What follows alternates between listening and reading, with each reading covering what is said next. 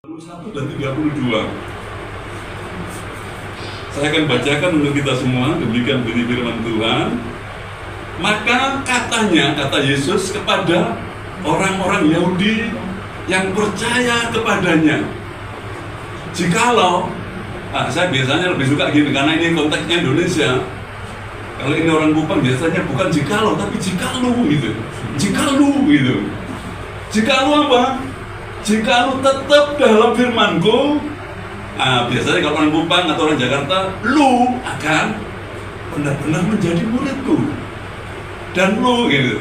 Dan kamu akan mengetahui kebenaran, dan kebenaran itu akan memerdekakan kamu. Seperti itu ayat emas kita pada malam hari ini. Tapi sebelum itu saya ingin memberitahu latar belakang terlebih dahulu daripada renungan yang akan kita sama-sama pelajari pada malam hari ini. Bapak Ibu, ini Injil Yohanes ya. Injil Yohanes itu adalah sebuah Injil yang di dalamnya saya bagi dua. Dari pasal pertama sampai dengan pasal 12 itu berisi tentang bagaimana Yesus selama dia hadir di dalam dunia sebagai manusia seutuhnya, dia mengalami konfrontasi terus-menerus setiap hari. Dengan siapa? Dengan siapa Bapak Ibu? Konfrontasi terus-menerus. Misalnya pasal 8 ini kita bisa lihat yang pertama itu dia konfrontasi dengan orang-orang Yahudi. Karena kenapa? Kalau Bapak Ibu membaca di dalam ayat yang ke-33, orang Yahudi mengatakan bahwa bagaimana mungkin kau mengatakan aku akan merdeka, padahal kami orang-orang Yahudi tidak pernah menjadi hamba siapapun, tidak pernah dijajah oleh siapapun, dia katakan gitu. Maka apa? Kok kemudian saya katakan Yesus selama terus-menerus, selama pelayanan dalam dunia, dia konfrontasi dengan orang Yahudi. Yang kedua, kita baca di dalam ayat yang ketiga.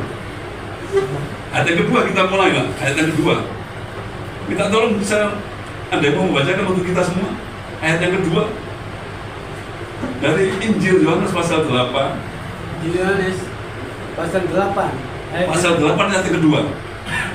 Pagi-pagi benar ia berada lagi di bait Allah, dan seluruh rakyat datang kepadanya. Ia duduk dan mengajar mereka. Ayat 3 ini. Ketiga, maka ahli-ahli Taurat dan orang-orang Farisi membawa kepadanya seorang perempuan yang kedapatan berbuat zina. Nah, saya katakan begini Bapak dan Ibu, dari kalau Bapak Ibu belajar tentang kitab Injil, maka keseluruhan kitab Injil itu berbicara bagaimana Yesus menghadapi orang-orang Yahudi, dan di dalamnya orang-orang Yahudi ini adalah orang-orang yang mereka diombang-ambingkan oleh para ahli Taurat dan orang-orang Farisi. Seperti itu. Bapak Ibu boleh melihat di dalam Matius pasal 23.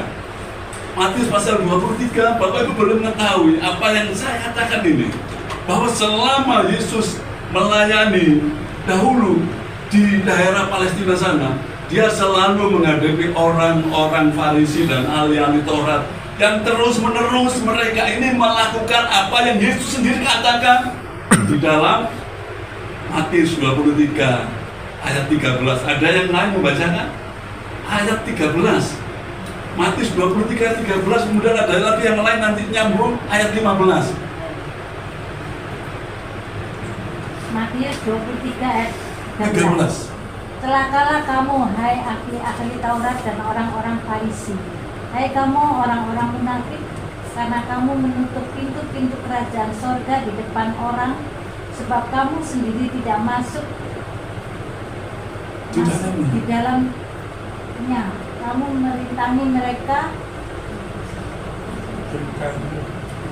berusaha untuk masuk.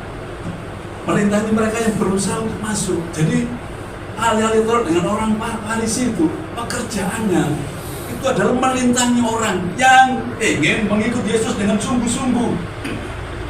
Dan orang-orang Yahudi disesatkan oleh mereka. Itu. Baca lagi ayat 15-nya dari Matius 23. Celakalah kamu, hai ahli-ahli Taurat dan orang-orang Farisi, hai kamu orang-orang munafik, sebab kamu mengarungi lautan dan menjelajah daratan untuk menobatkan satu orang saja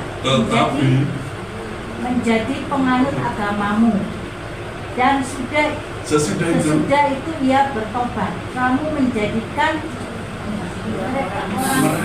orang neraka yang 2 kali lebih jahat daripada kamu sendiri. Nah, ini Bapak Ibu, ini yang kemudian menjadi latar belakang dari Yohanes pasal 8 itu.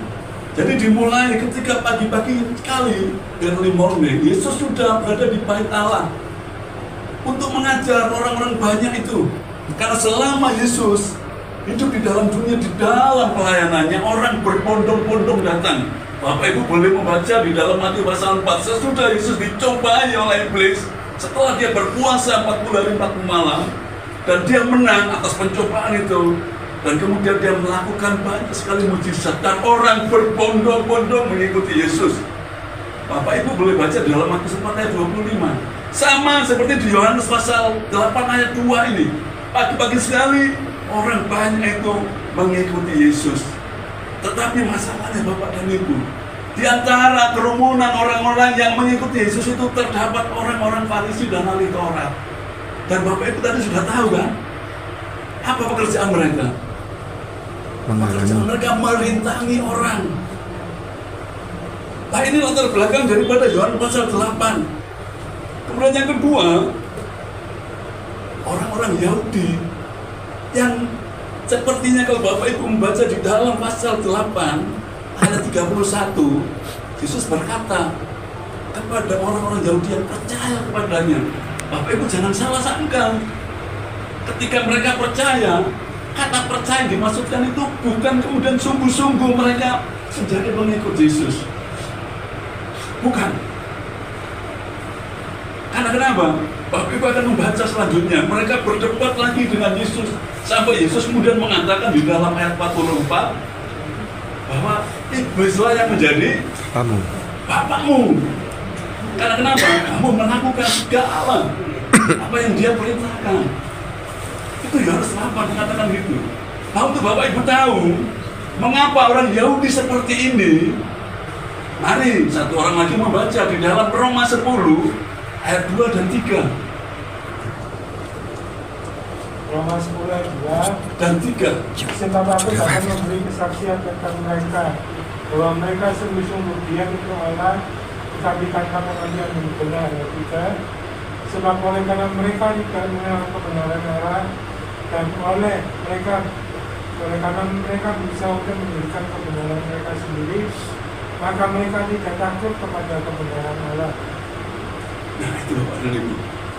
Karena itu kalau Bapak Ibu membaca, mempelajari Injil, apakah itu Matius, Markus, Lukas, dan Yohanes, Bapak Ibu akan menemukan konfrontasi antara orang Yahudi yang dimotori oleh para pemimpin agama mereka, yaitu ahli-ahli Taurat, orang-orang Farisi, dan para imam. Seperti itu. Nah, di dalam kisah, di dalam Yohanes pasal 8 ini, Bapak Ibu melihat ada kejanggalan enggak? Apa yang disampaikan oleh Yohanes sang penulis Injil ini? Ketika orang-orang Farisi dan ahli-ahli Taurat itu membawa seseorang yang katanya kedapatan berzina. Betul ya? Ada kejanggalan enggak? Ketika Bapak Ibu pelajari ini. Ya? Apa? Ya? Kan dia membawa orang berzina. Seharusnya itu sudah diadili, ngapain dibawa? Untuk diuji.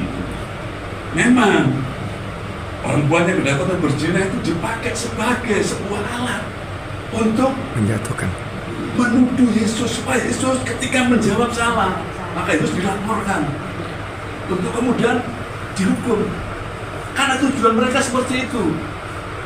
Bukan hanya menyesatkan orang, tetapi ingin juga agar Yesus yang adalah kebenaran itu tidak kemudian bisa menyampaikan pengajarannya. Seperti itu. Nah, Bapak Ibu, di dalam Injil Yohanes pasal 8 ini pada ayat yang berapa ini? dia mendapati seorang perempuan yang kedapatan berzina. Nah, kata perempuan di situ itu bukan gadis. Kata perempuan yang dipakai itu bukan gadis. Kalau Bapak Ibu bandingkan di dalam Lukas 1 ayat 27, ketika malaikat Gabriel mendatangi Maria, di situ apa dikatakan di dalam ayat 27? Gabriel mendatangi seorang perawan. Tetapi di dalam Yohanes 8 ini bukan perawan, tetapi perempuan yang sudah memiliki suami. Ibu terpelajari itu seperti itu. Lah apa hukum Musa? Mereka ini mengatakan di dalam ayat yang keberapa itu? Ayat yang kelima. Musa di dalam apa? Musa mengatakan bahwa perempuan yang terdapat berzina ini di dalam ayat 5. Musa dalam hukum Taurat memerintahkan untuk melempari. Gitu. Sepertinya mereka ini orang yang sangat memahami tentang hukum Taurat. Sepertinya mereka ini adalah orang-orang disebut sebagai ahli, pasti sangat paham ya. Dan tidak mungkin mereka salah, betul ya? Namanya ahli sambil merem gitu mungkin. Yang ahli apa lah? Misalnya ahli main gitar lah, atau ahli main keyboard. Namanya ahli kan, masih tidak ngomong liang tangannya tetap bisa kemudian memainkan dengan benar ya. Gitu. Namanya ahli. Sepintas sepertinya Alalitor dengan orang Farisi benar. Tapi coba Bapak Ibu kemudian melihat di dalam Imamat 20 ayat 10. Apa kata Musa terhadap orang yang kedapatan berbuat zina dengan istri orang? Keluaran Imamat 20 ayat 10. Kedua-duanya harusnya dirajam, harusnya dibunuh. Tapi mengapa hanya perempuan ini yang kemudian dibawa ke tengah-tengah kerumunan orang itu untuk kemudian dilempari batu? Ini Bapak dan Ibu. Sepertinya mereka ini mengajarkan kebenaran. Sepertinya mereka ini melakukan sesuatu yang benar. Padahal mereka adalah melanggar hukum Taurat itu sendiri. Bapak Ibu boleh bandingkan dalam Imamat 20 ayat 10. Ya, ayo boleh dibaca lah. Gitu. Bila seorang laki-laki berzina dengan istri orang lain, ini berzina dengan istri sama manusia, pastilah keduanya dihukum mati baik laki-laki maupun perempuan yang berzina itu. Pastilah keduanya dihukum mati. Tapi faktanya apa? Perempuan kok. Jadi benar kan kata Tuhan Yesus dalam Matius 23, 13 dan 15 tadi? Seperti itu. Kemudian apa lagi? Nah, saya masih ingat ketika tahun 2008 saya ke Maluku. Saya kemudian diminta untuk melayani satu gereja di PDI. Ada satu ibu, ini diaken di gereja Protestan Maluku. Karena anaknya itu menjadi ipar saya.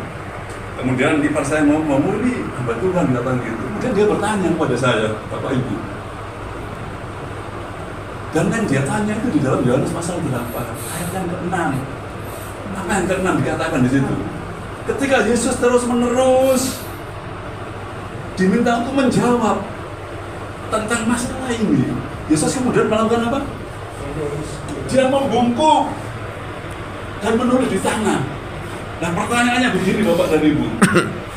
Itu ditujukan kepada saya dulu, dan malam ini saya tujukan kepada Bapak dan Ibu. Kira-kira Yesus menulis apa di tanah itu? Apa yang dia tulis? Kasih. Ada yang tahu? Saya pernah menanyakan ini dalam pertemuan hamba Tuhan di Jalan Sumatera. Ada seorang pengkhotbah besar, gereja besar. Kemudian saya nanya, Pak, saya ingin tanya, karena dia nantang untuk setiap orang menanyakan kepada dia, karena kenapa? Dia sudah memamabiak, sebagaimana Mazmur 1 ayat yang ketiga itu, merenungkan, kata merenungkan itu. Dia memamabiak seperti lembu. Kemudian dia menantang para hamba Tuhan itu untuk bertanya. Saya kemudian menanyakan ini, pertanyaan sama yang dia juga kepada saya. pada saat saya di Maluku. Bapak Ibu, saya ingin mengatakan begini Bapak dan Ibu. Di dalam Ulangan 29 ayat 29 dikatakan begini. Apa yang dinyatakan itu bagi kita. Tetapi yang tidak dinyatakan itu bagi Allah.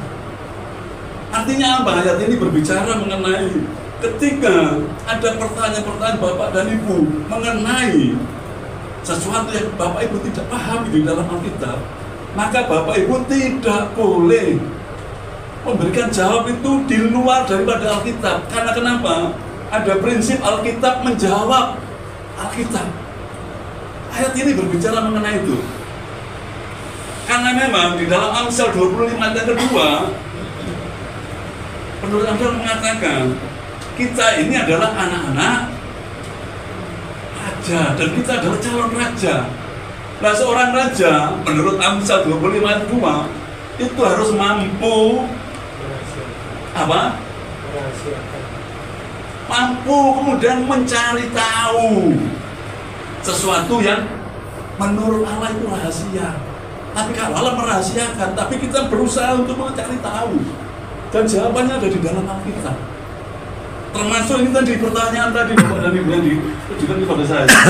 Bapak Ibu boleh baca di dalam Keluaran 23 ayat 1 dan 2. Kalau yang mengerti bahasa Inggris lebih jelas lagi. Keluaran 23 ayat 1 dan 2. Yesus menulis apa? Yesus menulis ayat 1 dan ayat 2. Kan dia membungkuk 2 kali loh. Gitu.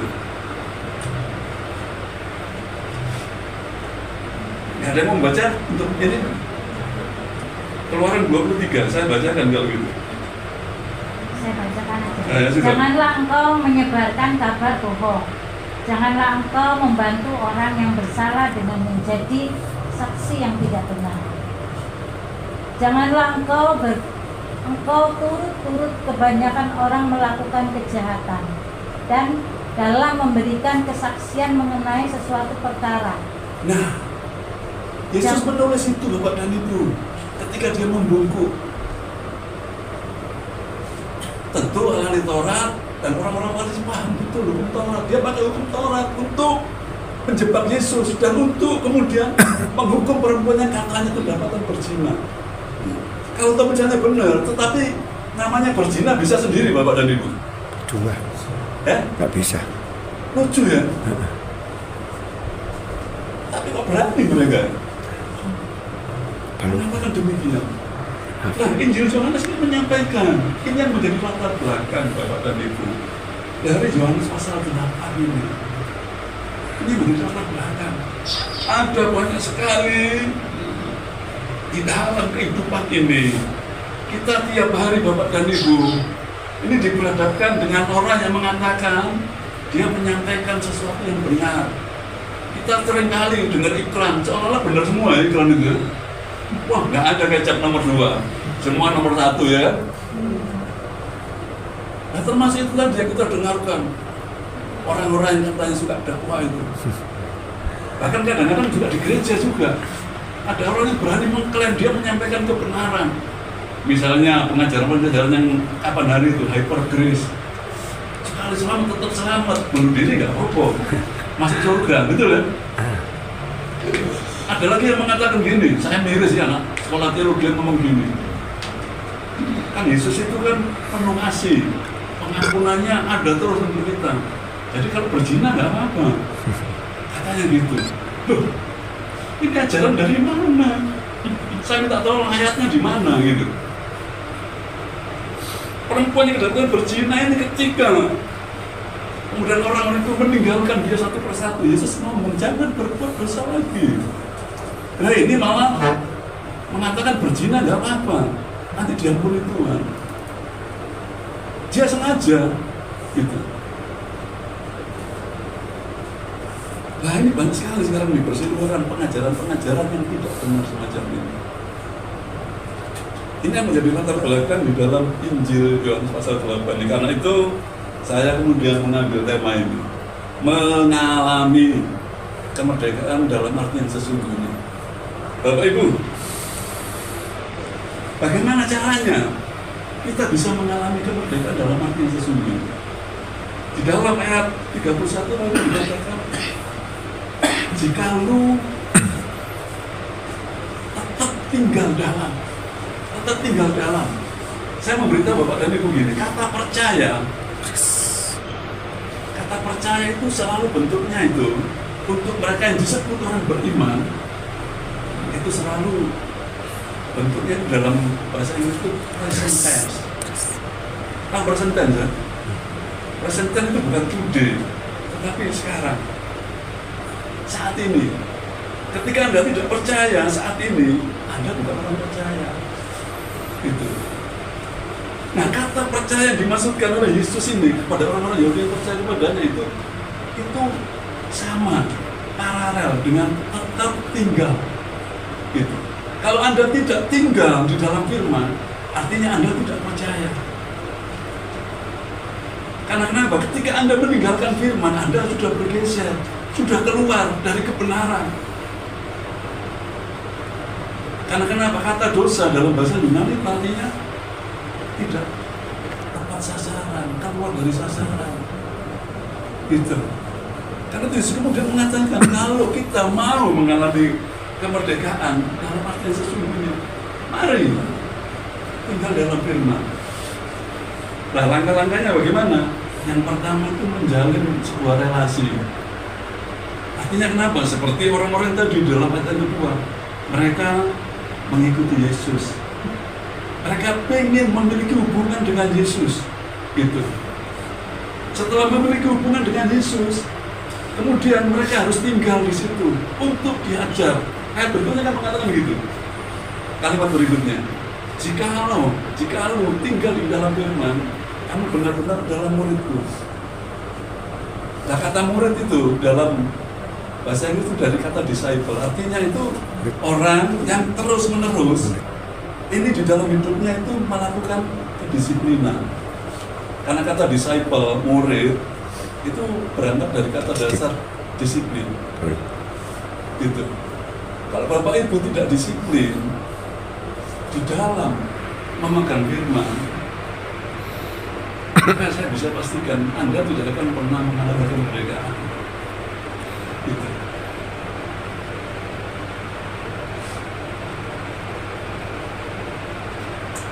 Begini Bapak dan Ibu, saya pernah membaca satu ilustrasi begini. Kalau Bapak Ibu tidak memiliki hubungan dengan orang, ketika Bapak Ibu jalan-jalan di jalan di luar sana, kemudian tahu Bapak Ibu didatangi oleh seseorang, kemudian pinjam HP Bapak dan Ibu, kira-kira Bapak Ibu kasih nggak? Enggak. Ya? Enggak. Kenapa tidak dikasih? Enggak kenal. Enggak kenal. Oh, berarti Ibu nggak punya kasih, orang yang perlu. Kan kemarin khotbah minggu yang lalu kan harus punya kasih. Gimana?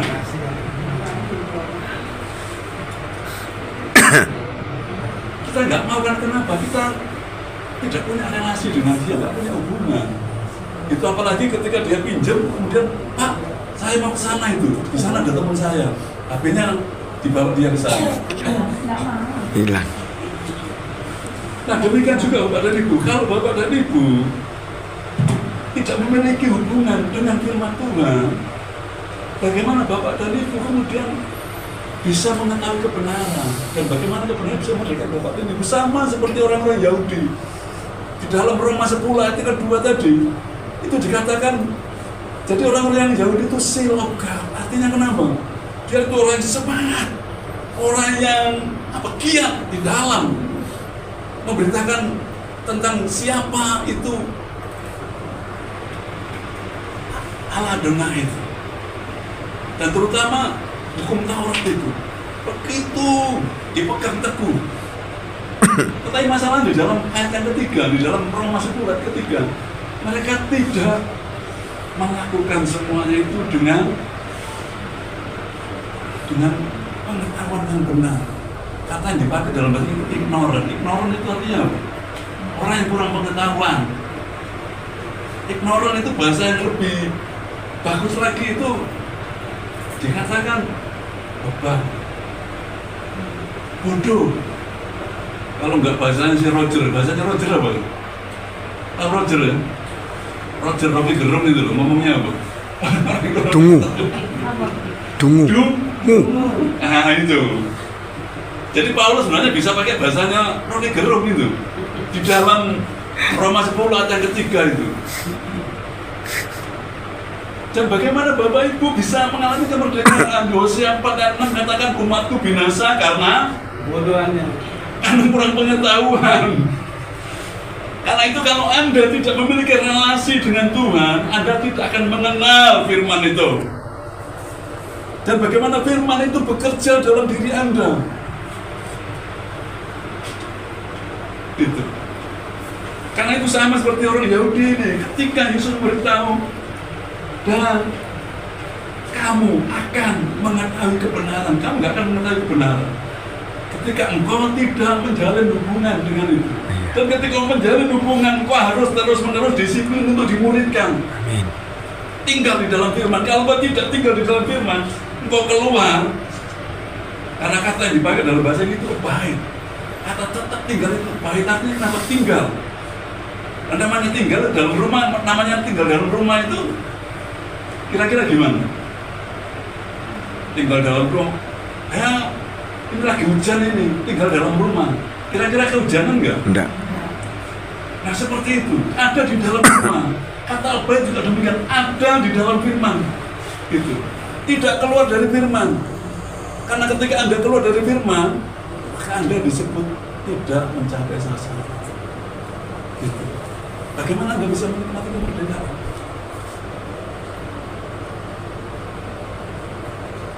Itu Bapak dan Ibu.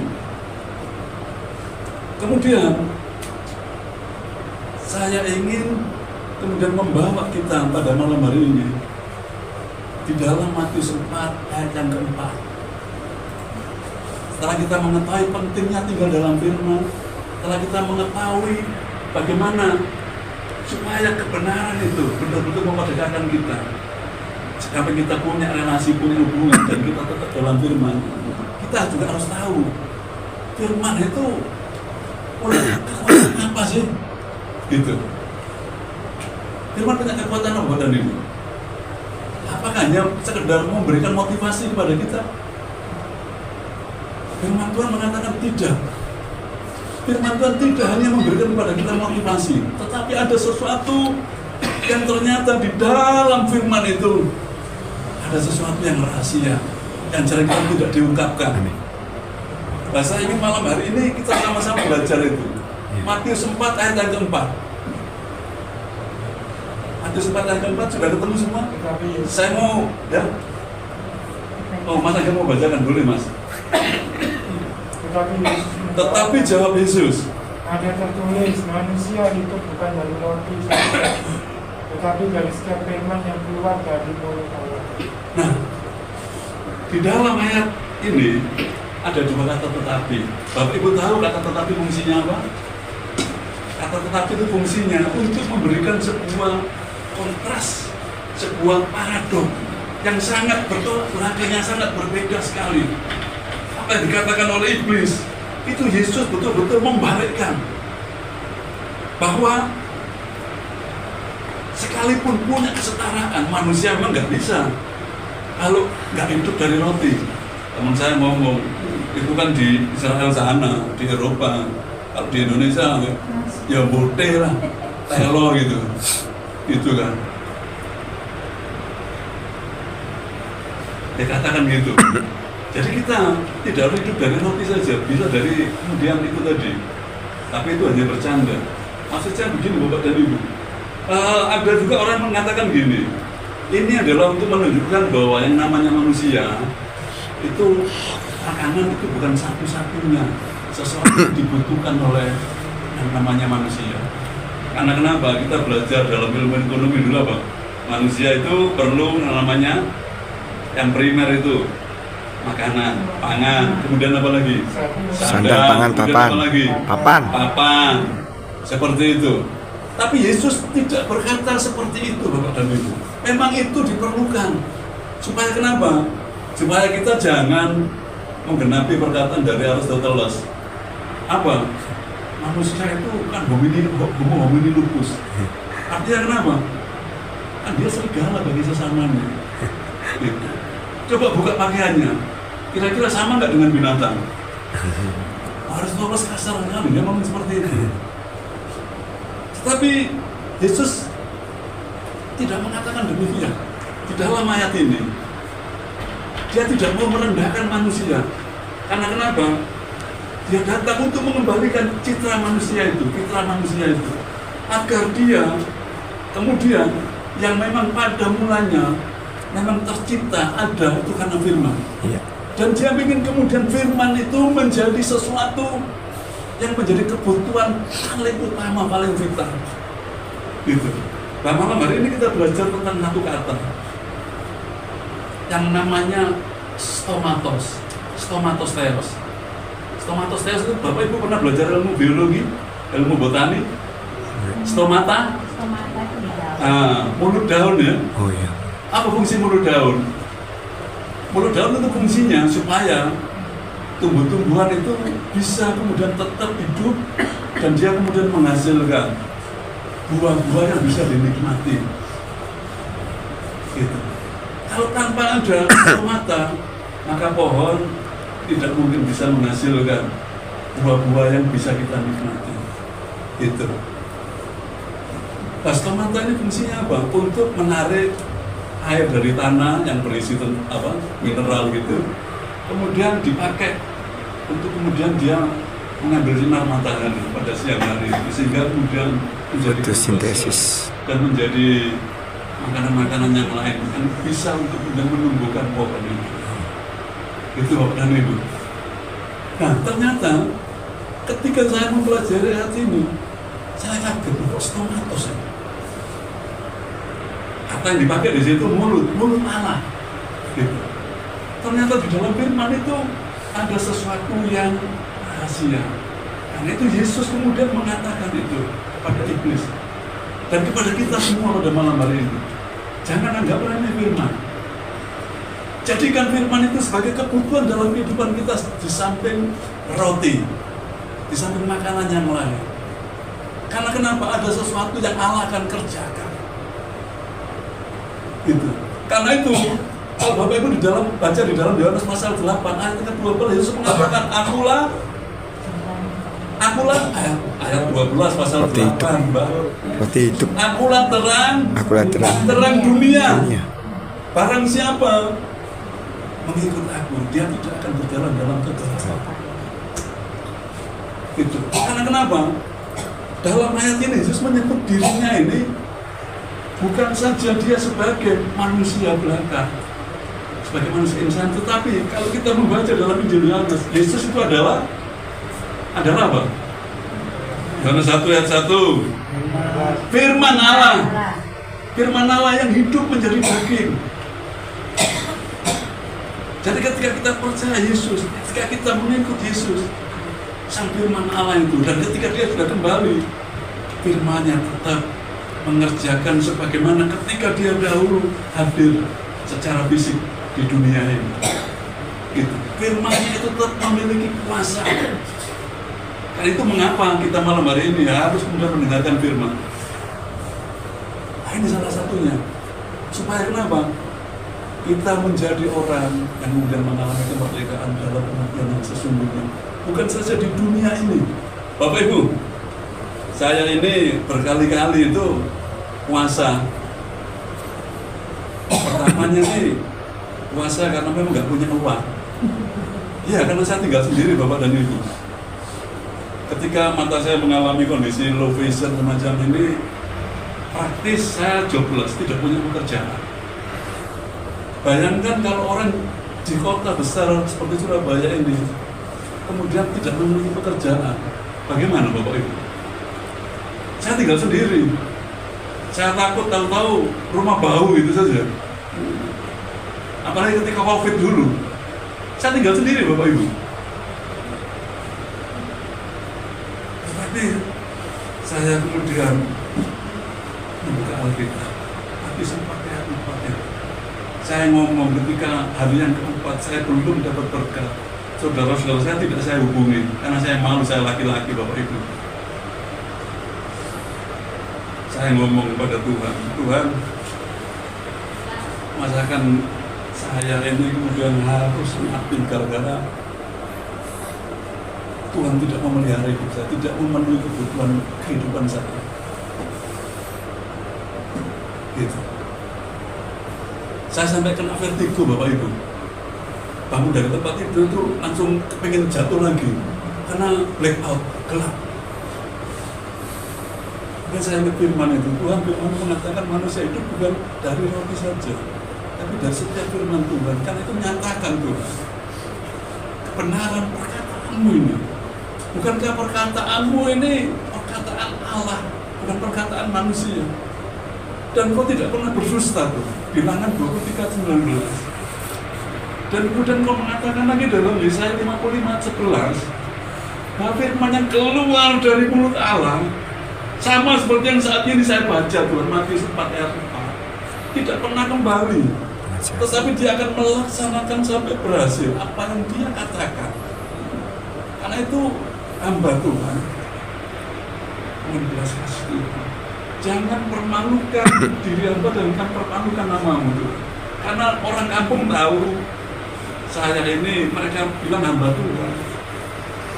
Terus bagaimana engkau tidak membela hamba Tuhan? Gitu. Dan itu berjalan terus sampai hari yang ke-9 kalau tidak salah.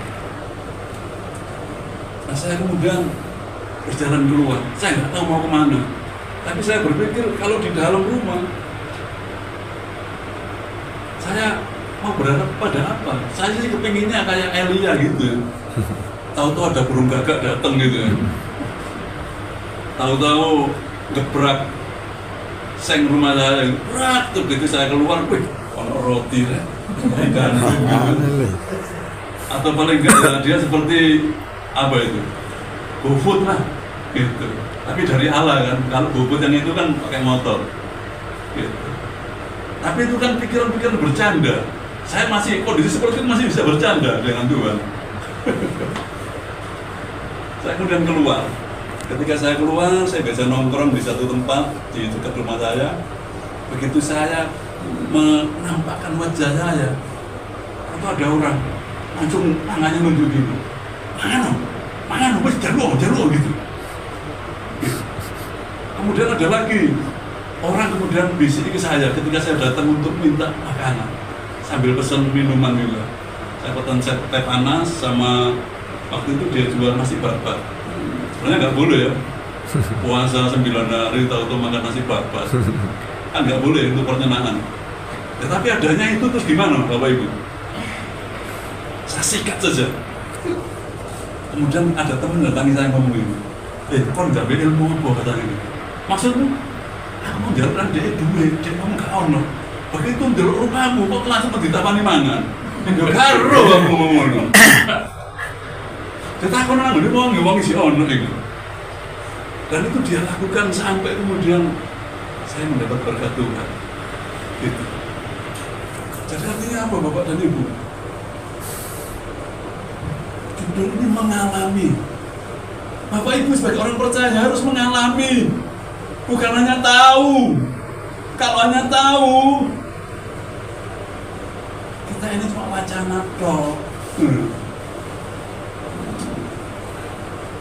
Kalau cuma wacana, maka kita tidak akan pernah mengalami hal-hal yang mustahil, hal-hal yang kita sendiri sebaliknya tidak mampu untuk kemudian berpikir. Saya sendiri juga demikian sampai sekarang ini.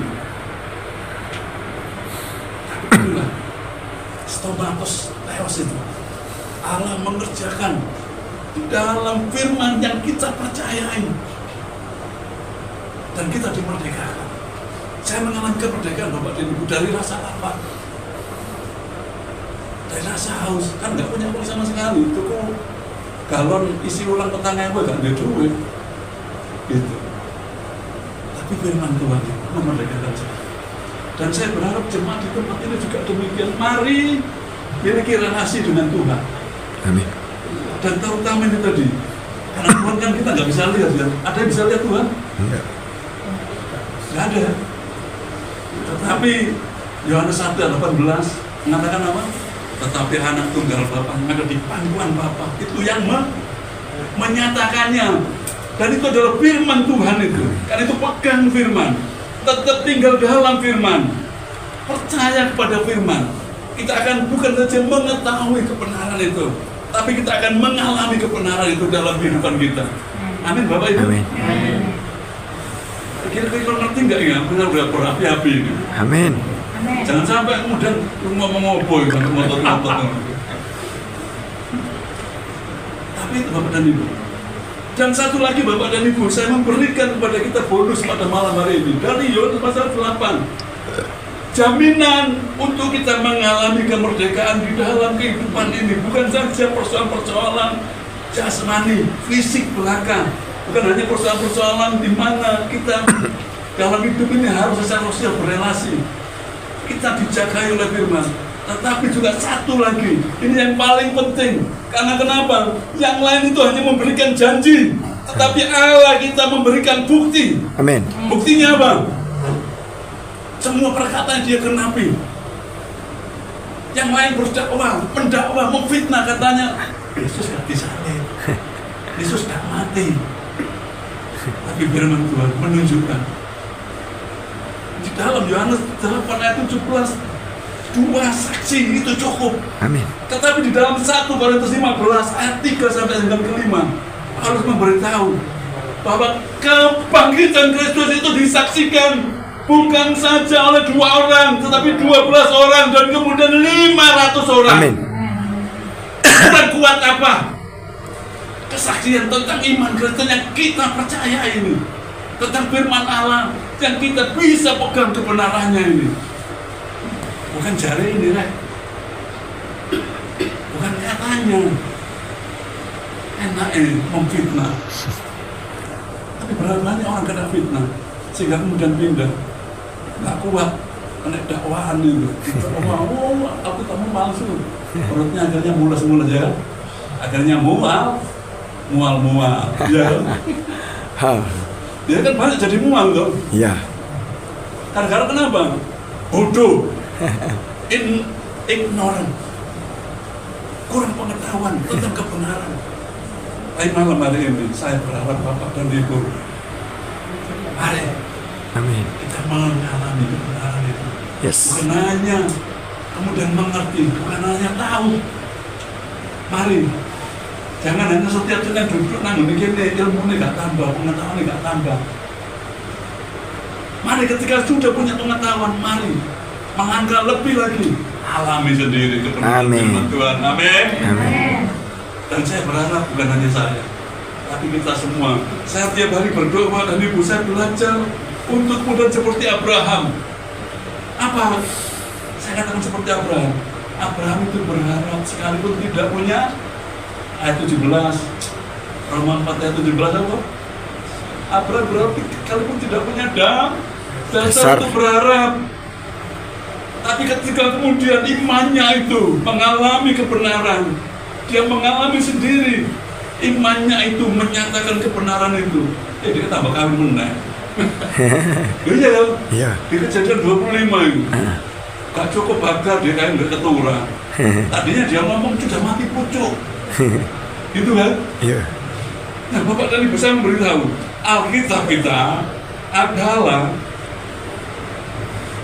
cerita tentang pengalaman-pengalaman nyata, saksi-saksi iman dengan firman Tuhan. Amin. Dan saya mau berkata pada Bapak dan Ibu, di tempat ini Anda punya sejarah. Anda tiap hari baca firman, Anda tiap minggu ke gereja. Anda punya pengalaman nggak dengan Tuhan? Ukir sejarah hidup Bapak dan Ibu dan wariskan kepada anak cucu.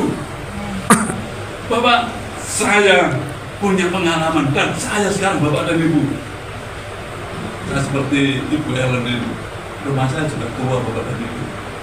Cuma bedanya sih nggak bocor ya, plafonnya nggak gas itu. Tapi rencananya katanya jalan di kampung itu mau ditinggikan. Padahal antara rumah saya dengan jalan di kampung itu cuma tinggal segini, kalau ditinggikan lagi, wah berarti banyunya melebu gitu. Saya kemudian terinspirasi oleh imannya Abraham Bapak dan Ibu. Dan saya kepingin saya tidak dihantui. saya tidak kemudian terus-menerus dibayangi, dihantui. Hantu itu kan membayangi kan? Iya. Gitu.